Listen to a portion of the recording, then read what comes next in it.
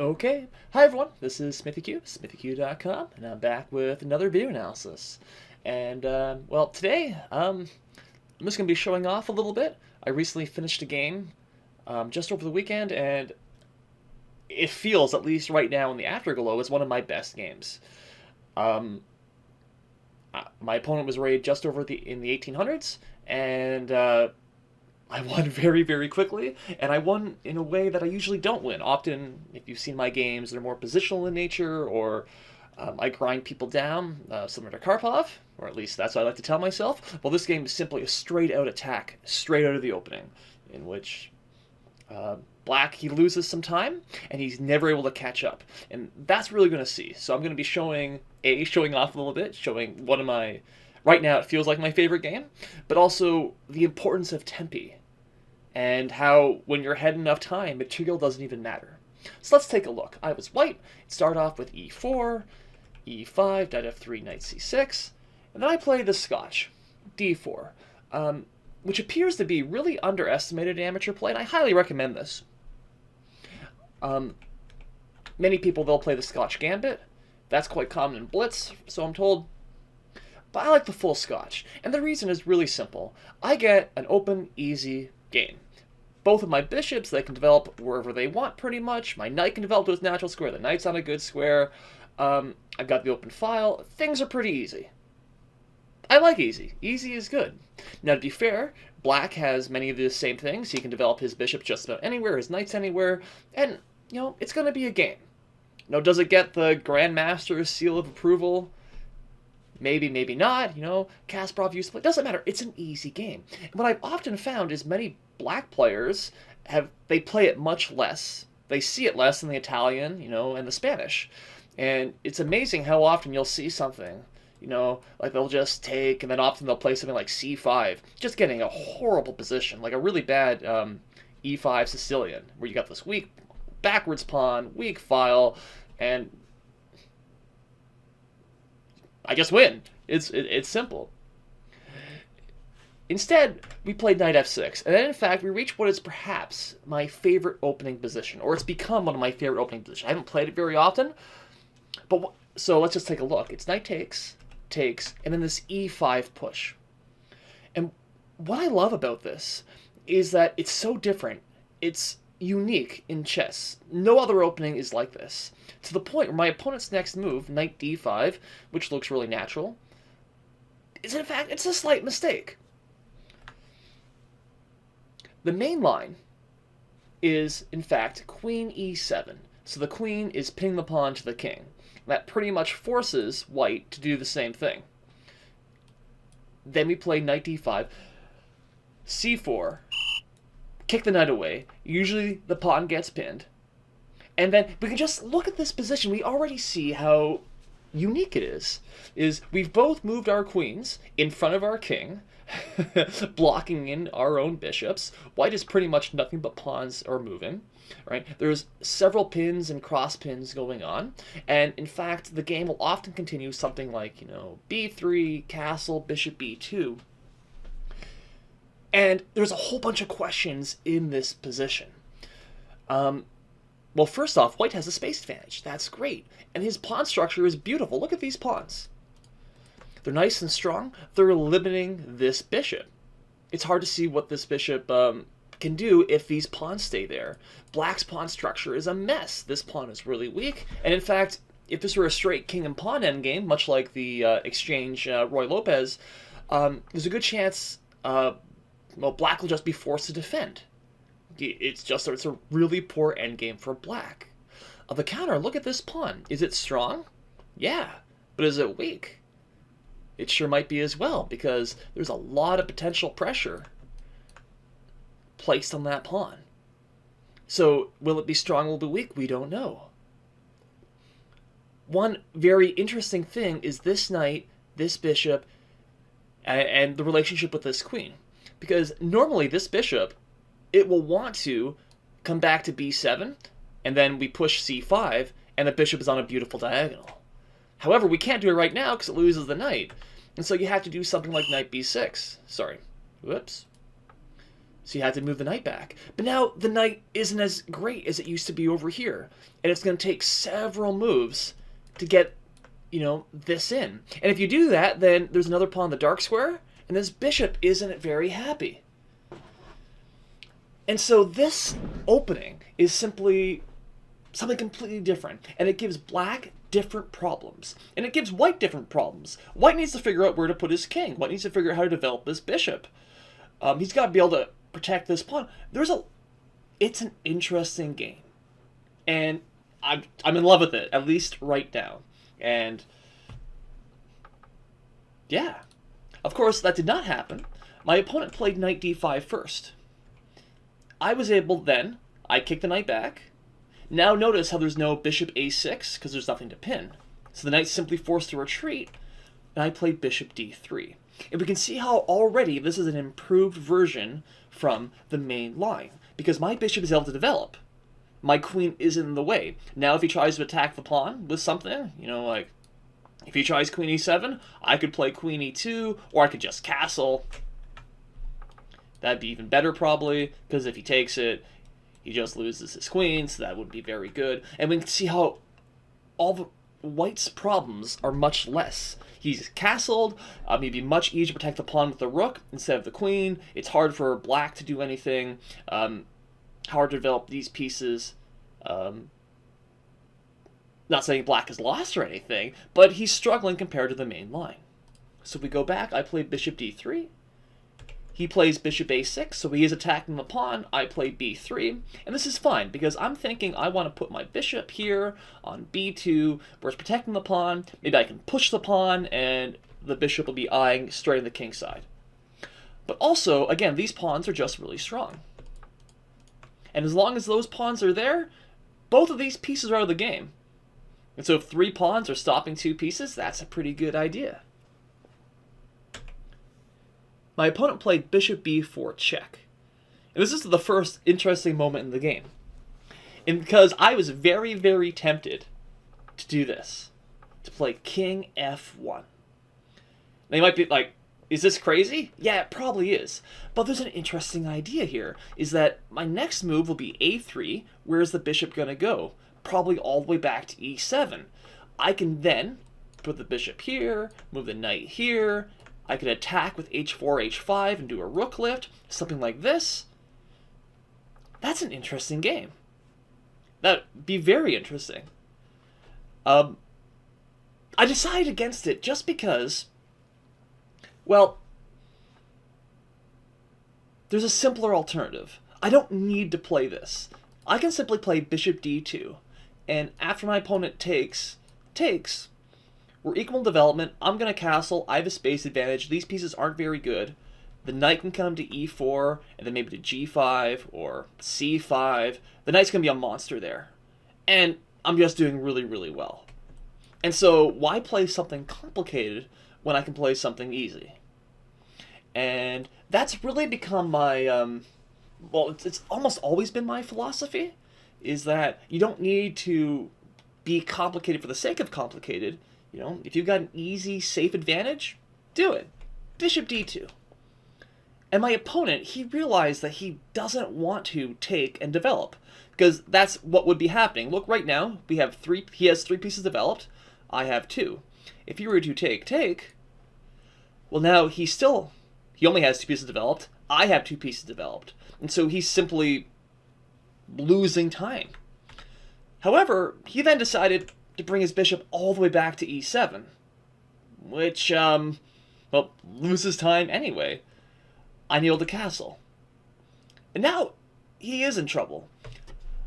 I'm going to play knight c3, knight e4, maybe knight g5, f4, f5, like f4 would help the knight, and there's going to be a huge initiative on the king side. It's going to take him time to try and castle queenside if he doesn't want to do that. He doesn't want to leave his king in the center. Also, the only way to castle queenside would be to do something like to play d6. But that's just opening the e-file. We're going to have a lot of pressure right here, and maybe black won't be able to castle at all. So black, he's in trouble. At least, he's got to be very accurate. And then he wasn't accurate. he played bishop g5. And so we can see what black, I believe Dan Heisman, he coined the term hope chess. And this is pure hope right here. He wants take, then he can castle queenside if he wants, or he can castle kingside. His queen's developed. Maybe he could even do something like this. Play c5. He's got the long diagonal. Maybe there's pressure there. Maybe. But why on earth, whoops, I just gave away my move, would I take that bishop? Why would I give my opponent that that luxury? Because if look what's happened. My opponent played 1 move, 2 moves, 3 moves with that bishop, all in the opening, all with the same piece. Every instinct is saying, I've got to punish this. I'm ahead in time. What do? There's 2 options. I could have played f4, just kick the bishop back straight away, and the pawn comes up. That's very tempting. Or I could do what I did in the game, where I played queen g4. Because it seems to me that black is now forced to take, and now we reach a very similar position to what we would have had when he first played bishop b4, but my queen is developed, and I've castled. I'm attacking this pawn. He can't castle. Oh crap, he's in huge trouble. Like, he's going to have to defend extremely accurately, if he even can. I'm not sure, to be honest. And the computer is kind of iffy. He then played f6. Which is, again, somewhat hope chessy, I suppose. Where if I simply take and the bishop is here, he's attacking the rook, maybe he has time to get out, maybe. But f6, this violates so many rules, right? It's moving a pawn in the opening when you're behind a velvet, not good. It's opening the position up when your king is still in the center and mine isn't. That's not very good. It's open. This diagonal is now wide open. And one of the hardest parts here was simply calculating, and I'm kind of proud about this, is that I calculated the next, up to my 19th move. This is my 13th move. I calculate up to move 19 almost perfectly from here, which is a huge, which is why this game is so special to me. Okay, the attack is pretty and everything is nice, but it's the fact that I was able to accurately calculate all the way from here. So, it makes you feel like you're improving in chess when this happens. And so what do? I could have played f4, and in fact, I was really going to. He's forced to, move back. I would check. And for a while, I'm thinking, okay, he's forced to play, whoops, I win a piece. GG, that's game. If he instead moves his king, I then couldn't quite see the best way forward. Now, my position is still absolutely dominating, and obviously it's much better to be white here. The thing is that this bishop is defending a little bit. It's defending this pawn, which is useful, and it's robbing me of a couple of squares. And even if I, take, there's nothing really decisive. Okay, sure, I get my bishop over on this diagonal, but as long as this bishop is protecting the pawn, there's nothing I can really get in. Something like this happens, and I don't know. I didn't see it. And so, to me, there was a simpler idea. Rather than just playing f4, I took it. He takes back, queen h5, and so it's a very similar position, but we don't have, either of us have the dark square bishop. So that means he has less defenders, right? Right now, he isn't defending with anything. He's only got pawns to try and protect him. So I'm going to open things up. f4. And he wisely plays g4, queen takes g4. So in the end, I'm up a pawn. Yay, excellent.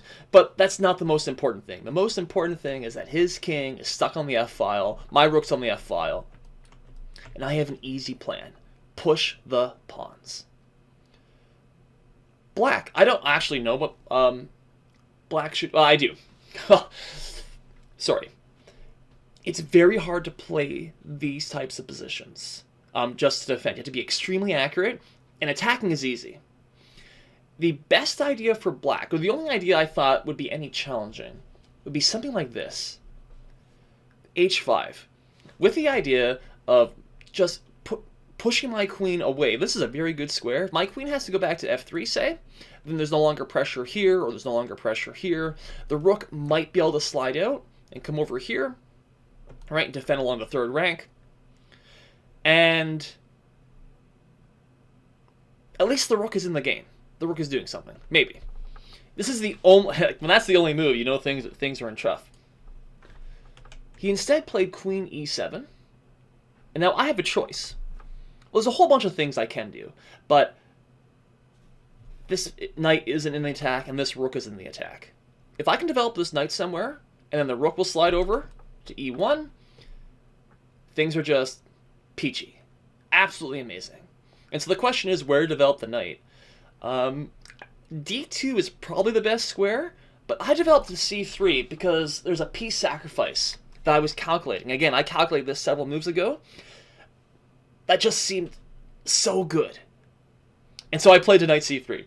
It's a little bit romantic of me. Honestly, the computer looked at it, and the computer said that it was like a 0.3 difference, and they're both white is winning. But let's get to that. So my opponent played d5. Which at first glance looks kind of, like, isn't he just opening the position? Can't I take this pawn like 18 different ways? Well, yes and no. If I take on passant,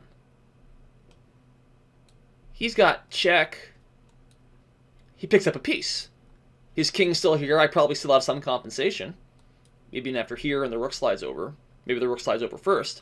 However, he's got a piece. And if my attack doesn't work, if he's able to defend, well, that's much better than not being up a piece. If I take this way, I lose a piece this way.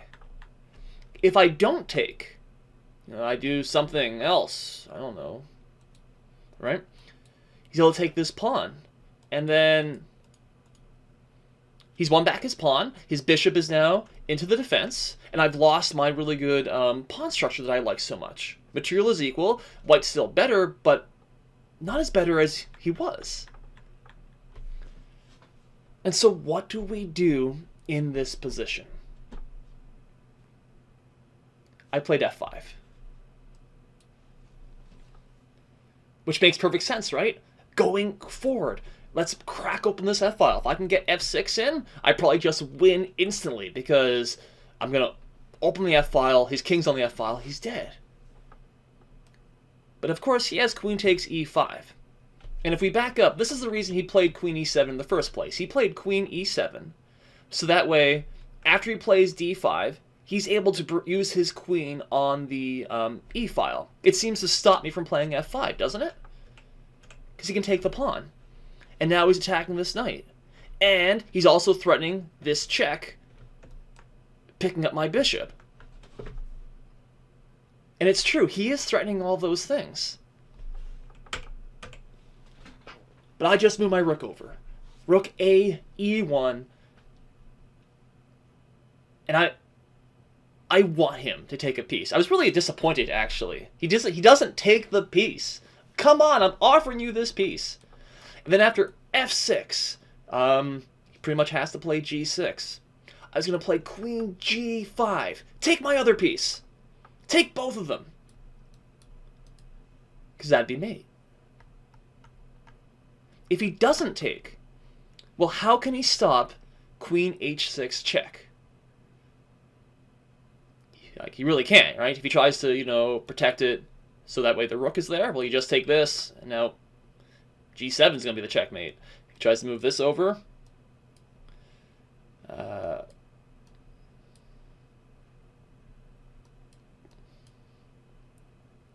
it's that. And so, if we back up, he can't take the piece, which is incredible. And if he can't take the piece, then I've simply got the open e-file now. That's great. And again, I calculated all this back, was that move 12, move 13? Right here, my opponent played f6. I calculated till rook a, e1, and I'm like, yes! And this has been such a huge improvement for my calculation. Now, again, this was a correspondence game, so I had lots of time. And I even had the analyst board, so I could have looked around with that as well. But I was calculating accurately. What's this? Not quite 10 moves, but close. And to me, it's just absolutely beautiful. All my pieces are in the attack. And what can black do? Nothing. He played queen f6, which was like, oh, come on, why don't you take that up? Why don't you accept my sacrifice? I want to play like Morphe. So, from here, it's simple. I have pretty much the exact same position, but I'm not down material. So, I push his queen back. I play f6, the exact same ideas. I'm going to open things up, smash it, and now he's going to lose his queen if this file would ever open up. He plays g6. My rook slides forward one more move. He moves back. And then this is the rather cute final position. Again, something unique is that I have a fianchettoed rook attacking what looks like a castled queen. The queen is trapped. It can't go anywhere. And he resigns. And there's likely mate soon as well. Or if not mate, just huge, huge material. Black is done. And so he resigned. One very interesting thing about this game, and something that's taught, again, in Igor Smirnov's Calculate Till Mate, and more often in his Grandmaster Positional Understanding, is not retreating. And one thing I realized sort of after this game is not once did one of my pieces go backwards. Going forward. Going forward. Going forward. Right? Here we go. I castle. My plan is for all my pieces to keep going forward. Going forward. Right? Take, take. Going forward. The only time this is technically a move back, but it's to capture a pawn. It's to be up material. And the plan is to go forward the entire time. Even at the cost of material. Right? I've developed all my pieces, and I'm ready to go forward even harder, even faster. Take my pieces. And when he does that, he's forced to retreat. And if he's forced to retreat and the entire time I'm going forward, that's pretty much victory. The entire time either getting ready to march towards black or go towards black. And that was great. And so that is why, for all these reasons, for the calculation, just for this final position, for accurately calculating a double piece sacrifice, this is right now perhaps my favorite game. So, thank you, my opponent, Colonel Bishop. That was great. And that's that. And this attack was really made, again, because of his loss of time. He left his king in the center, and I was able to take advantage. To the point where I'm offering pieces, I'm offering material just to further increase my time advantage. Everything is aimed at him. Neither of his rooks are playing. Of course I can sacrifice a piece. Even two pieces. Because my rooks are attacking, his aren't. And his two pieces over here doing nothing. So, there we go. So, hopefully you found that interesting. Maybe it wasn't as interesting to you as it was to me because, well, you didn't play it, right? But hopefully, there's some that educational quality there. And again, completely different from my regular victories, where I get a small positional advantage and I exploit that, though this is my positional advantage was on head and time, and so I start an attack. And that's actually, an attack is a type of positional advantage. If you're head in development, you're head in time, the enemy king is displaced, these are positional advantages. And the way you take advantage of them, you generate an attack. And you don't really care about material, because if your attack wins, you just win. So there we go. That's that. SmithyQ, SmithyQ.com. Questions, comments? Leave them. That'd be great. That said, in the future, I'm also having a couple of games. I've been playing Blitz lately, and I've got some many games in which are not like this, in which I'm pretty much the black player, and in which I'm just getting rolled off the board. So maybe I'll upload some of those. I'm not sure how instructive they'll be. But yeah, my Blitz rating is actually, I lost like 100, almost 200 rating points in the span of a week. Yeah, I lost my beginner good luck. And so being able to post a game in which I feel good about chess, it feels good. And that's that. Anyway, questions, comments, leave them below. You know where to find me. Hopefully more videos soon. So thanks for watching. Thanks for listening. Bye for now.